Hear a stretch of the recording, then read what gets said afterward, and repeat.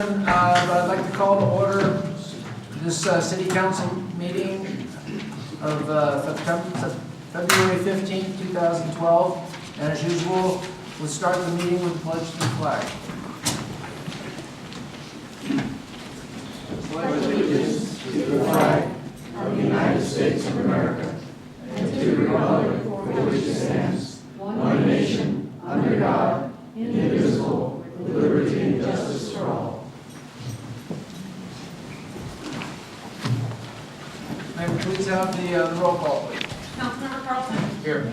Councilmember Dobby? Here. Councilmember Nikita? Here. Vice Mayor Lewis? Present. Mayor Widmer? Here.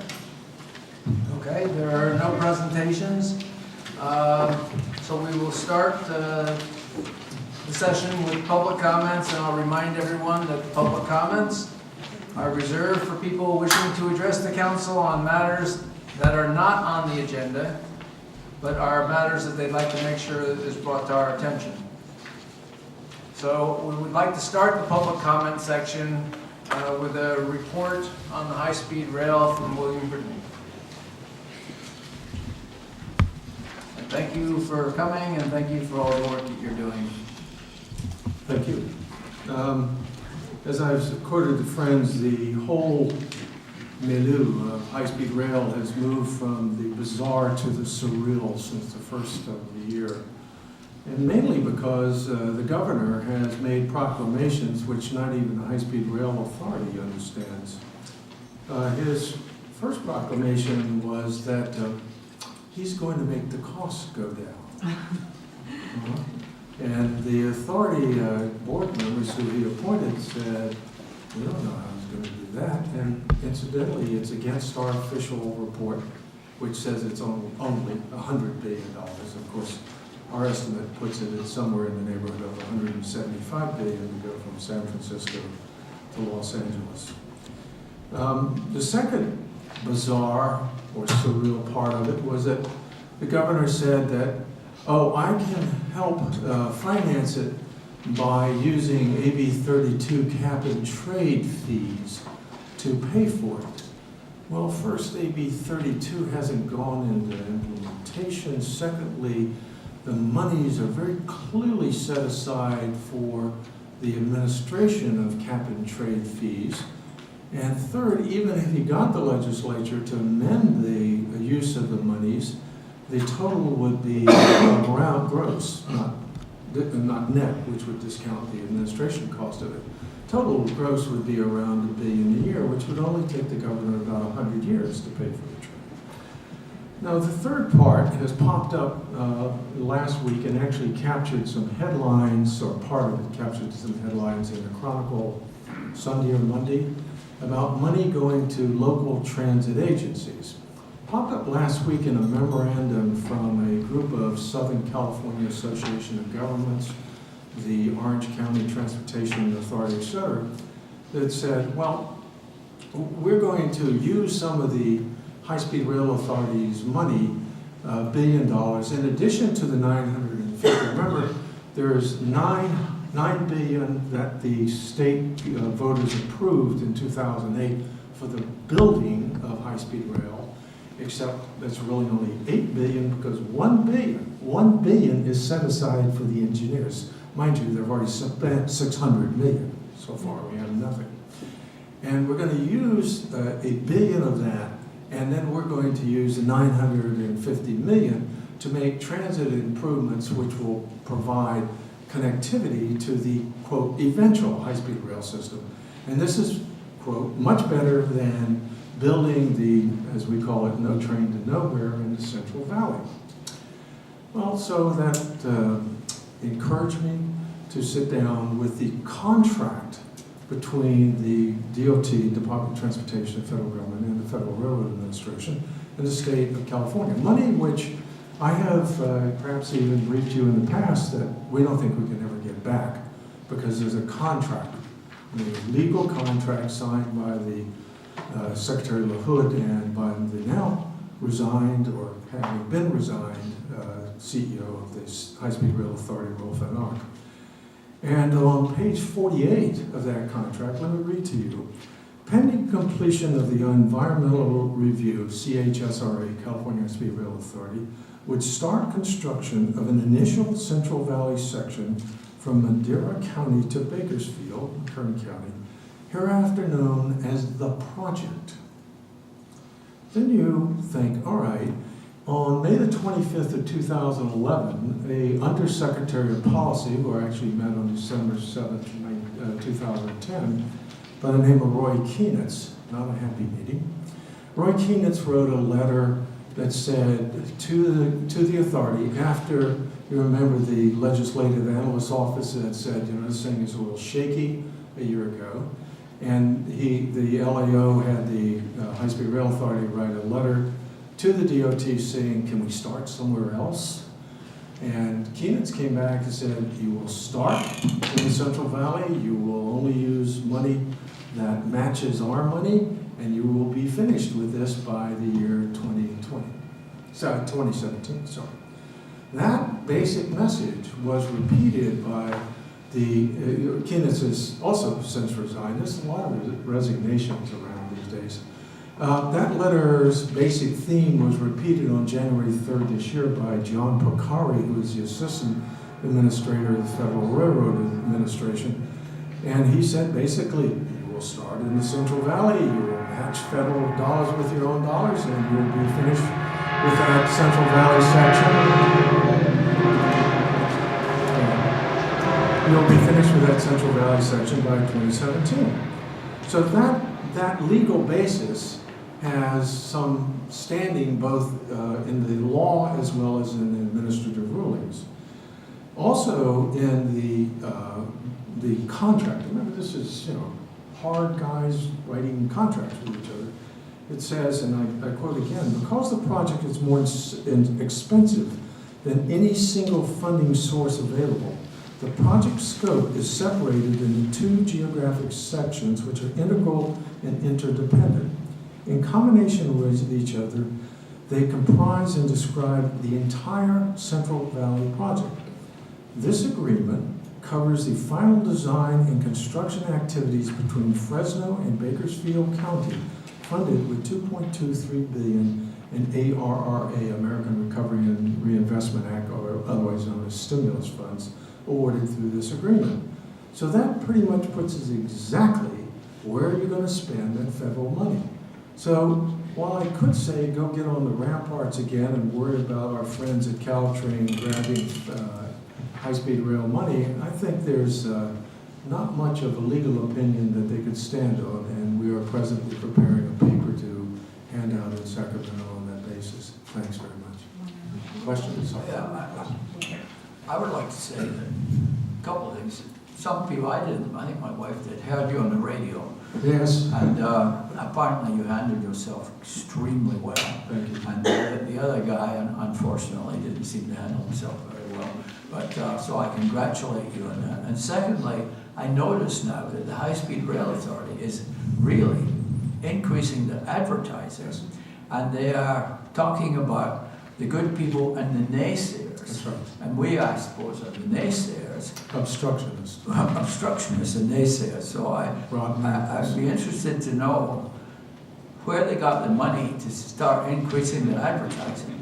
I know, I mean, the previous advertising firm gave up eventually, or fired or something. That's right. No, Ogilvy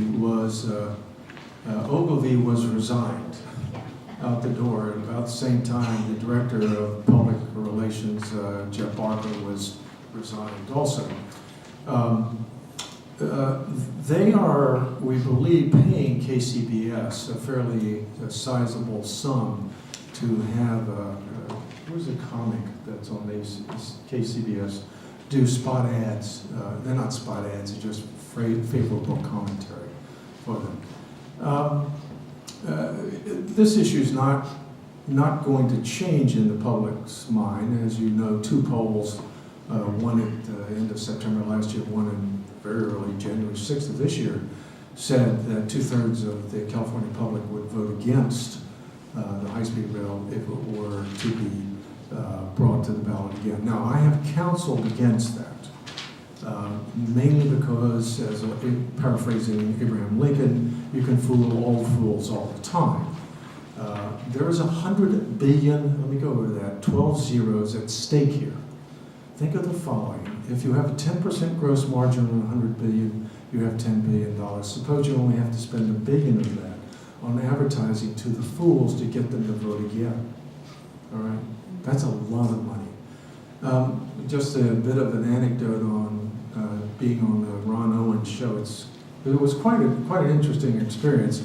I got a call as I was coming back from Sacramento about 7 o'clock the night before asking me if I'd do it, and yes, I agreed. I went up to San Francisco, and I went into the KGO room, and Ron Owens, who's been doing this 37 years, who's very smooth at it, he keeps his room at 49 degrees. Luckily, I had on an overcoat, and my hands were turning blue. And my fellow debater, Sidney Feinsod, was actually quite well known in the public transit, subways, buses, tram business, only knew what he had read from the Bible of the High-Speed Rail Authority.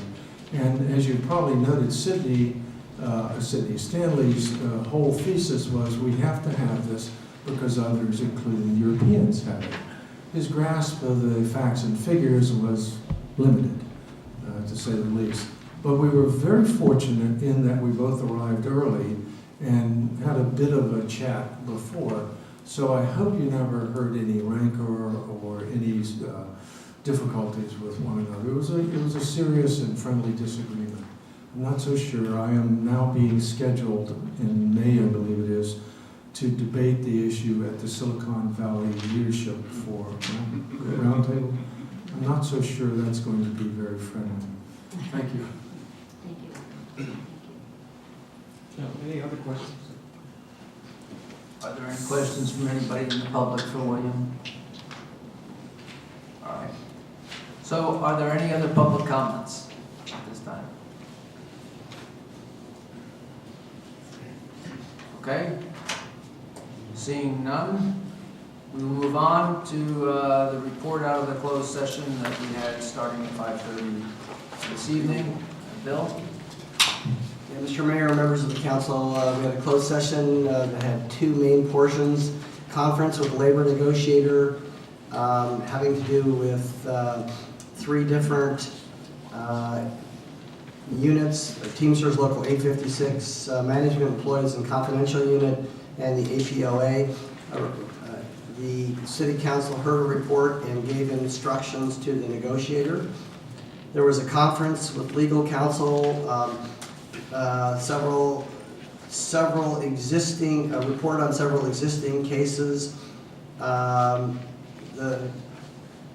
were four matters. The council was given a report, it was briefed on it, there were no actions taken. There was a conference with legal counsel regarding anticipated litigation and one potential case, and the council gave instructions to the city attorney, and other than that, there's nothing to report. Okay, thank you, Bill. Okay, we move on then to city manager's report. Teresa, Thank you. first report. Thank you, Mayor, council members. The only thing I have to add is that I met with the Menlo College representative this week to discuss moving one of our council meetings to the campus. We talked about moving our April council meeting, so if you're all in agreement, we think it's a good way to get the student body back in the meeting. We'll start with All right. Joy. What time? Same time, same date. Could I ask a question of the city manager? In the report under the finance department, it talks about determining major strategic goals for town. It's also an important part of developing both the operating and capital budget for fiscal year 2013. Is there going to be some recommendation from staff to setting up that kind of meeting? On setting up the meeting and on strategic goals. Yeah, that's what I meant, but meeting, okay. Yes, at our next council meeting, I will bring forward the official budget calendar and we can discuss the process for that as well. Thank you, Bill. The only other thing I wanted to make an announcement that we now have a new Google search engine on our town website, and Google search engine, which allows you to search the entire website if you're looking for example, garbage staff reports. It'll bring up every staff report that's ever been on the website. And other projects going on that will impact this room? Moving the internet? Oh, Put it to- yes, I'm To sorry. enhance Thank you. the Yeah, thank you. Wi-Fi here so that when the trains go by, it doesn't drop? Yes, we actually are working with the library to move the Wi-Fi, to connect it here to our council chambers so that anybody who's at this meeting can use the internet or check agenda items during the meeting. And some of our most valuable assets are back up on the walls. Yes, we had Public Works do that.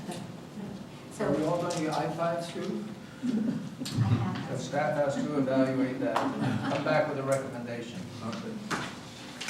So in the Public Works update, the building services, customer surveys, I had asked you about that, and is that what we have on our That's what's on your tables right tables. now? And did the public get copies of these? Right, we put some out at where the agendas are, and these are So can you customer. explain what they're supposed to be? You want Mike to Yeah. explain that? Yes, what we have is 3 separate surveys, one for each one of the 3 services. Our plans examining services, our building inspection services, and our permit counter services. In addition to the hard copy that all of you have, this is also accessible through the city council's website so that people can fill it out electronically as well. So tell me again how they're being distributed. Are they, when people come to your counter, or are you mailing them out, or are they just on the website? No, as they come and, for instance, if someone comes to the counter, we complete a service, we'll hand them the cards.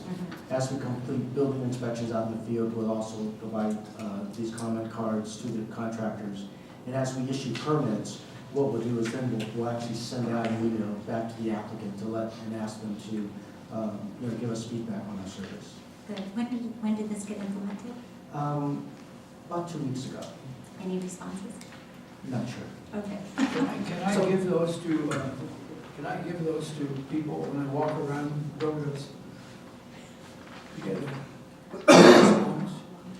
Sure, and again, there's one specifically for the building inspection, so those would be the appropriate ones. But, we have a box full of each one of these across the street, so we can get you copies. So should we perhaps put a link into a form that we can fill out on the web as well, or is that going to be the next step, or is that something you can consider? It should be done already, Great, yes. great. So Mike, these are going to routinely be available, not just for a limited period of time, that's correct? That's correct. Okay. And will some of them also be available at the front office in case people don't go into the building department? Well, we can, but if they're coming in, if they're experiencing the service, it would be over there. Well, So- some of them might already have experienced it, so they may not be coming into the building department, but they have in the last 6 months or so and completed the service and might still wish to have something to say about it. So I think it wouldn't be a bad idea to make some available at the front office. Sure. Yeah, but then you might want to ask them to identify the time. Yes. Because if they fill it out from, like, say, June, it may not be favorable, and now suddenly it may feel different. Well, and that's what the purpose was, is not to go back in history, but from, since we started providing building services to get that feedback. Okay, great. Anything else? No, thank you. Anything else from you, Teresa? No. All right, thanks, staff, thanks, Teresa. All right, we move on now to the consent calendar. That's items 8 through 18, and at this point in time, we will take input from the council and then the public on any items that are actually listed here to see if they want to be pulled out for further discussion. So we'll start with you.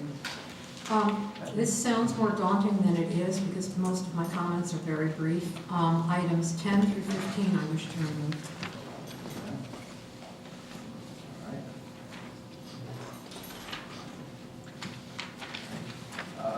Thank you. Thank you. Elizabeth? I don't. 14. 14? Okay, I'd just like to make a comment on item 17. you want to make that comment now? Yes, I'd be happy to. The Facebook EIR, I'd just like to compliment staff for going ahead and getting a consultant to put together a report that the town could send in on that EIR. I think that it shows that just one project, the Facebook project, will have significant impact, and not only on Marsh and Middlefield streets, but as is in the report, they're asking for a more detailed analysis as to the impact on other town streets. I thought it was very interesting, pages 6 and 7, there's a listing of all the projects that are now been identified that could have some impact on the town, and there are a considerable number of projects that are mapped in the location. And one of the things I think we might want to think about is begin to think about a longer range plan as to how to deal with all the things that may be coming along. One of the things the town does not have is a bicycle and pedestrian plan like most other cities and towns, and there have been comments that bike paths are not that readily understood once they get to the borders of Atherton from either north or south. So I just raise that as something that might want to consider as well. And finally, I'd like to thank the staff for their outreach they did to East Palo Alto and to the fire district in sitting down and having a discussion about the mutual concerns that each of the agencies had. Thank you. Are there any items that the public wishes to identify to be pulled? So currently we have... Yes. Okay. 18.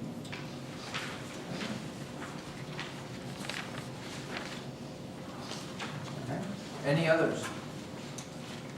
So we're pulling items 10, 11, 12, 13, 14, 15, and 18. That leaves 8, 9, 16, and now 17 that we should... I'll move their approval. I'll second. All right, all in favor? Aye. Okay. Since items 10 through 15 were going to be quick, Yes. why don't we start with item 10, Kathy? Very quickly, you notice in item 10, it refers to the fact that our post office is now 91.5% less income than previous years, because we're no longer working off of a set fee contract, but rather as of October 2010, we're working off of the income of stamps. And even last week, Judy could have told you that we don't have any stamps. And for a while, the machine wasn't even working, although I think Pitney Bowes came in and fixed it. That is a real problem because there was a report from a former assistant city manager that indicated that the post office was losing approximately $40,000 a year. And we were only having about 10 Atherton residents using the post office per day and about 9 Menlo Park residents using it per day. The only time there was really any volume of Atherton residents using it was for one day, and that was April 15th. Guess when and why? And that was when, at a time when there would be 70 or so Atherton residents using the post office. Given that we are losing so much of our projected income, and the fact that even previously we're losing so much money, I would like to suggest that that's something that we should put on a future agenda and consider whether or not we want to continue post office operations with an up-to-date staff report on what the financial picture looks like. Item number 11, approval of the agreement for professional services with the Renaissance Law Firm. It's not really that agreement per se, but there are a number of agreements in this packet tonight which require approval by our city attorney. And in the past, when we had a need for approval by our council, the council signed it so that we knew the council had indeed looked it over and approved it. And I asked that that be done so that we know the council has looked it over and approved it as to form. Yeah, actually, I wrote it, but sure. Okay, thank you. Revisions and extension of agreement for legal services, that's item 12. We do have 2 recommended changes for it, 1 recommended change and 1 question, but I really would prefer that we first meet in closed session. The reason we're looking at, the basic reason for the revision and extension is to increase our city attorney's salary. It's a set fee from $9,800 per month to, I guess it's $12,800 per month, a retainer, which covers virtually everything. A much better deal than we ever had before. It was a 6-month contract that we had before, and it's now up for review and renewal. But I would like to suggest that before we simply renew it, we should meet in closed session and have a review of our city attorney. I think it's just a good thing to do that we go over and talk about what our experience has been and what it is we might like to see done before we just go ahead and authorize an increase in a new contract. And that's what I would like to suggest we do. I think that's just a professional way of dealing with renewal of a contract. Excuse me, are you going to do public comments after these? Because some of the ones she pulled I was interested in too. Yes. Destruction of records. Well, why don't we? Did you have a public comment about any of those? I have a public comment about 12. Okay. So why don't we? And then I'll take, comments. yeah. Okay, I'll stop there. So first off, let's go back to 10. Are there any other comments? Thank you. Sorry. I would say with respect to the post office, I really love that post office, but I understand that there's some real financial decisions that have to be made. If we're going to have a report on it from our staff, I would also like to have in that report, what can be done with machines there, as opposed to people, because nowadays, in some of the post offices, you can almost do everything with machines. You can buy stamps, you can post letters, you can do a lot, maybe not everything. So I would say if you're going to do a report, then would you please also add that? Yeah, and there's also been apparently a study of, I forgot what they call it. It's not a utility study, efficiency study.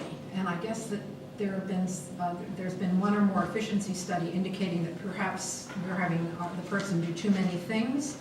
And I guess at times it's not staffed because of illness, and there have been some issues with our post office and its functioning. So all of that, I think we'd like to know what's really going on with our post office, please. Our post office is run by our office assistant, so Right. it takes away from. I understand. Any other comments on item 10? I have a comment. Okay. I feel very strongly that we do need discussion about whether or not we enhance the post office, which is my preference, because I think that with the closing of some of the Menlo Park post offices, we have an opportunity to provide a service to our residents. And if we had a more efficiently run post office with maybe a person staffing it, we'd have to remodel just very, very basically our lobby there. And Councilmember Dobby has a great suggestion about adding more machines. When I spoke with city manager about this agenda item, we did talk about the fact that we can't service the number of people that come in very well as it is, and we're getting more and more people. But I think that we don't want to just close it down without working to make it work. I think it's an added service to the town.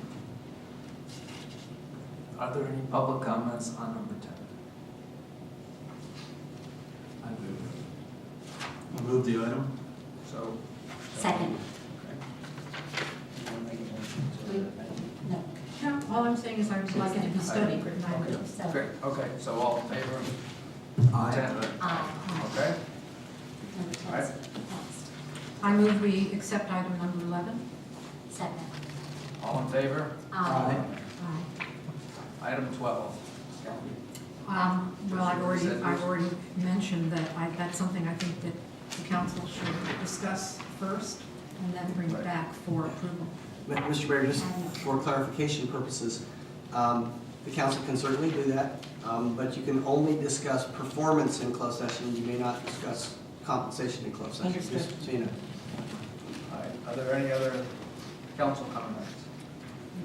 I would say that so far, I think Bill Connors has done a good job for the town. We've saved a lot of money as a result of him being able to do a lot of things that previously had to be done by 3 people. So I personally wouldn't have any problem with approving this increase right now, but it's up to the council. So. I guess I'm in the same boat as you, but perhaps there's a reason that one of the council people would like to share with us as to why we would need it. Well, I think that when we entered into this agreement, it was with the understanding that after 6 months, we would evaluate the performance and make a decision as to what to do. I think as a council, before we make a decision to continue the agreement and increase the wage, it's just good stewardship to at least meet and discuss what we feel has been done, and then go ahead and approve or disapprove whatever we want to do. Presumably approve, but at least meet and discuss what has occurred. My impression is that the city attorney did have a discussion, at least with a couple of council people on this. I wasn't part of that, on the subject of evaluation some time ago. And and I think at that time, I don't know, I won't say what was said, but I wasn't part of it. well, I heard that the mayor and the vice mayor had a brief conversation with the city attorney on that. Maybe I misunderstood. No, I didn't. Yeah, we haven't done it as a council, and that's one of the things that we I'm not arguing it, but yeah, just. yeah, I mean, Yeah. previously, we always said that was something we should I do. agree. Just saying, trying to clarify something that transpired before, I thought. So maybe what we could do is go ahead and approve the contract as it stands and set up a review closed session meeting just to talk about performance. You can approve the contract based on satisfactory evaluation. Based We don't on have to bring this satisfactory. back to it. That's what I'd like to maybe make that amendment to that. Well, I'd kind of like to, it's only a question of a month. We can always make the pay adjustment retroactive. But I do have 2 changes, one question and one change to the agreement. And that is with regard to monitoring in number 3 rather, duties. It says under G, monitor pending and current legislation and case law as appropriate and report on such matters. I think that I would like to see that broadened to include monitor pending and current legislation and other legal developments pertinent to municipalities.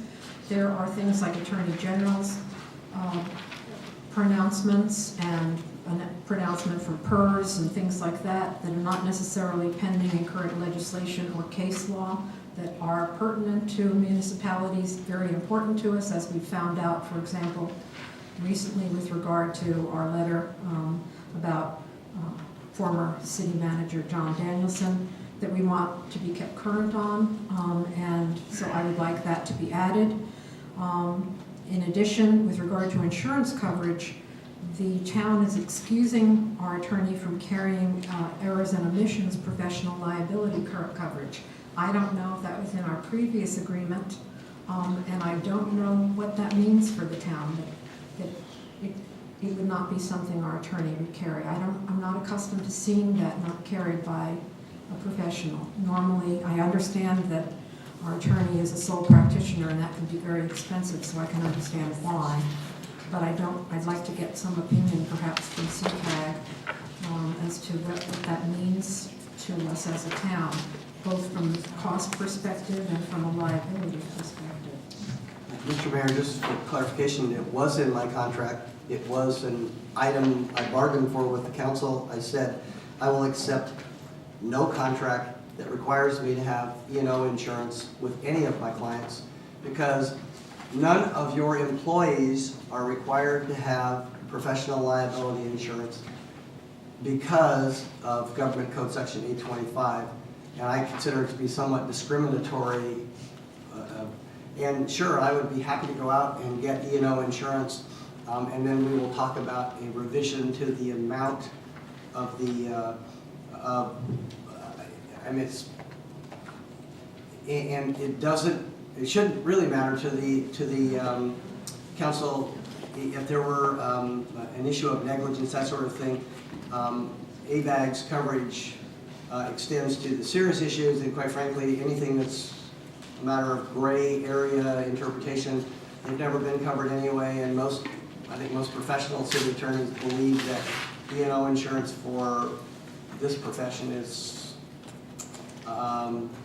pretty much a waste of the town's money, or would be a waste of the town's money.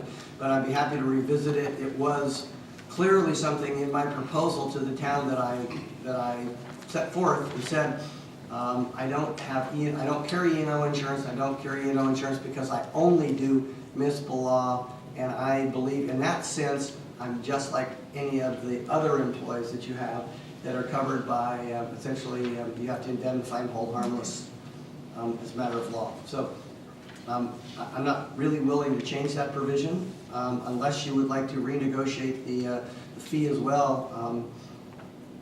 I can certainly do that, but it is quite expensive.